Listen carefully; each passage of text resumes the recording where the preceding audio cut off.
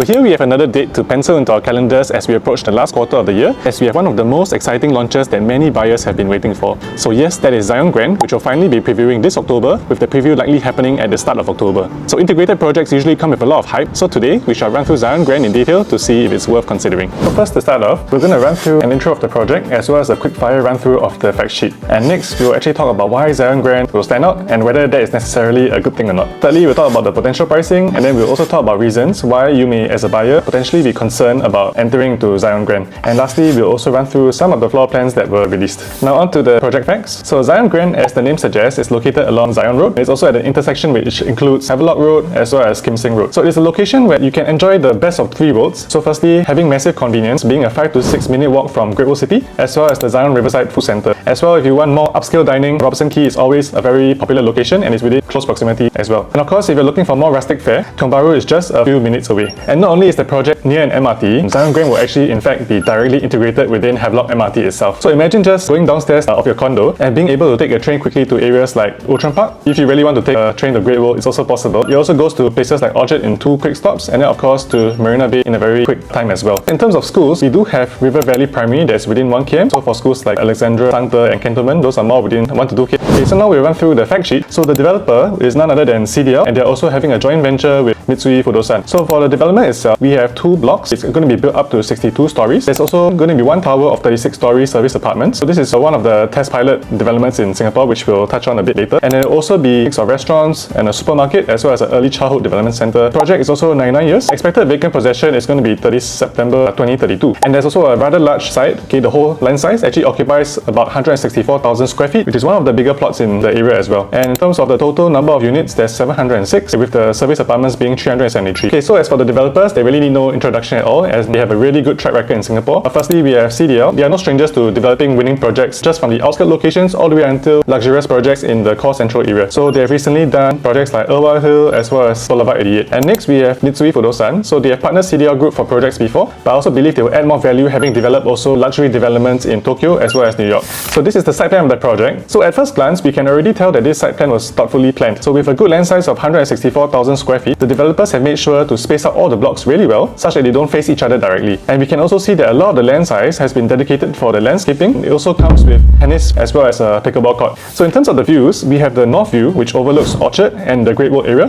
But take note that because Promenade Peak is also in front of the land plot, the north view will partially be blocked, as that project can also go up to 63 stories. And next, we have the south view, which would also get some potentially nice sea views as well, overlooking the CBD area eventually. Okay, so next up we have the unit mix. We can see the developer has provided a pretty good mix of units, starting from 1 plus study, 2 bed, 3 bed, all the way until 5 bedroom with private lifts. So we start from the 1 bedroom. It starts from around 474 square feet in size. For 2 bedders, we actually have sizes starting from 538 square feet all the way until 721 square feet for the 2 bedroom plus study. So we can see the game plan of the developer here. They actually plan to create very efficient layouts that are smaller in size, but this will also help to keep a lot of the quantum lower and more affordable for buyers. And as well as for the 3 bedroom, we can see the same strategy. We have the 818 square feet. Then they also gave the option for bigger 3 bedder types, which are the 3 bedroom plus study, ranges from 1055 to 1076 square feet. So let's remember that the project is harmonized project, so all these sizes that we see here do not include areas like the aircon ledge. Next up, we have the 4 bedrooms and the 5 bedrooms. So they start from 1421 square feet and they go up to 1819 square feet. But I think one thing really good is that you can see, right, all of them actually have private lifts. So you can see the game plan is to keep the place very own stay friendly. Of course, lastly, we do have the penthouse units with 2 units as well. Now we will talk about why Zyon Grand will stand out in this vicinity, and we will also see whether this is necessarily a good thing.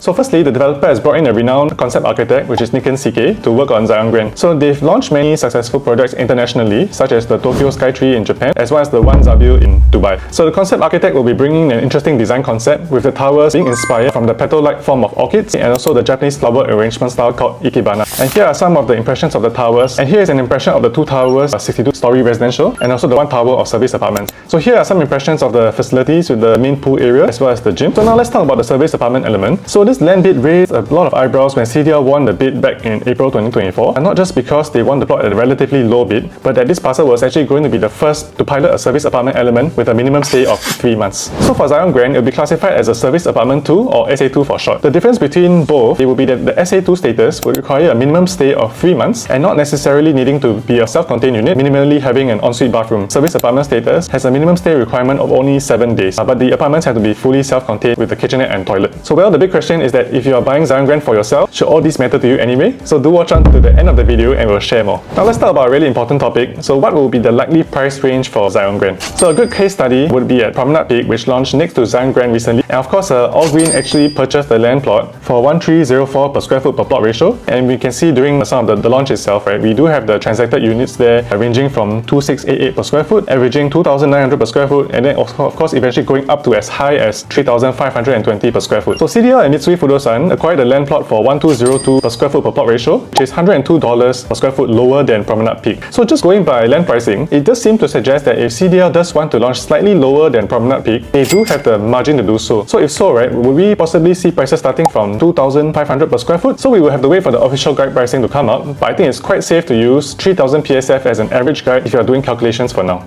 So now let's talk about some of the reasons why buyers might be concerned about Zyon Grand. Firstly, most buyers will seem to have the impression that Zyon Grand is actually more of being in District 9 or core central zoning, especially being so close to Great Old City. However, technically speaking, Zyon Grand is in District 3 with a RCR locality instead. So, but personally, from an ownership perspective, I don't think this will be a very big impact on my decision to buy. Okay, but what about from an investment perspective? Does it matter? Let's examine a recent launch in this area called Riviera.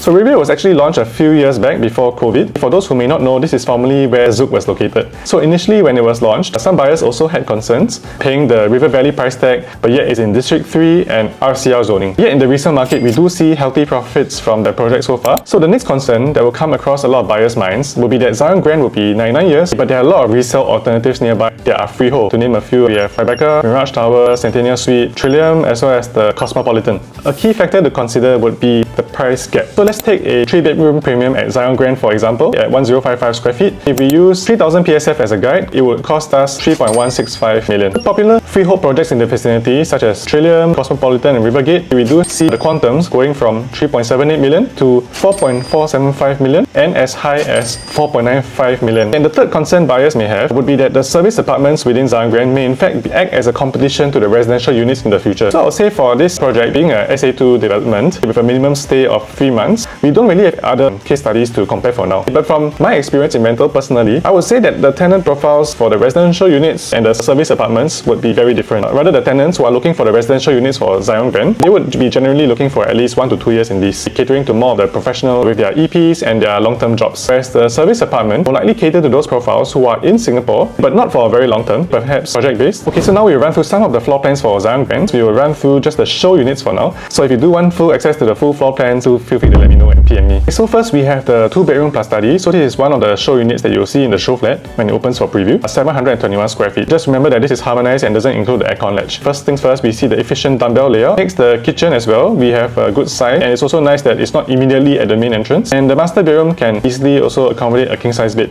For the flexi area, this area can actually be a very flexible area if you wanted it as a study, a hobby area, or even if you wanted to do like a sliding panel to make this light store area as well. Next, we have the 3-bedroom plus study, which is 1076 square feet. First things first, on the basic level, we have an enclosable kitchen. Of course, being a corner unit, it comes with the windows as well, so you got very good ventilation. The bathrooms as well all have the natural ventilation also. Okay, there's also a flexible study space in the middle here. I think this part is fantastic because if you really wanted this as kind of like a 4th area house or 4th room, you can have plans to actually sectionize this area. But if you wanted to just keep it clear as is, it will be a very wide living dining. One thing great also is that we're having a dumbbell shape, so we actually have 1 room at the side and then 2 bedrooms at the end. Next, we have the 4-bedroom. As mentioned earlier, it comes with the private lift. This is actually at 1518 square feet. So we do have the smaller versions of this 4-bedder, but this is the slightly bigger version. First thing that hits you is that we actually have the landscape style living dining. So this is at 5.5 meters, which is a very generous width for a big unit like this. And the other feature, of course, there is the dry kitchen. It will be very nice for hosting guests in the future. And it also, of course, comes with the wet kitchen option as well right behind. Master bedroom, it comes with its own walk-in wardrobe area. And then I think one thing really cute is that it comes with also the dual sink. All the other bedroom sizes are pretty good as well, being able to fit a queen bed. And then it also comes with 1 more junior ensuite as well. Once again, thanks for watching to the end of this video, and if you found this useful, don't forget to like and subscribe to the channel. Okay, I've also left my WhatsApp contact via QR code if you'd like to DM me for deeper analysis, or if you want the latest info regarding the project, for example the floor plans. So cheers, have a nice day ahead, and see you next time.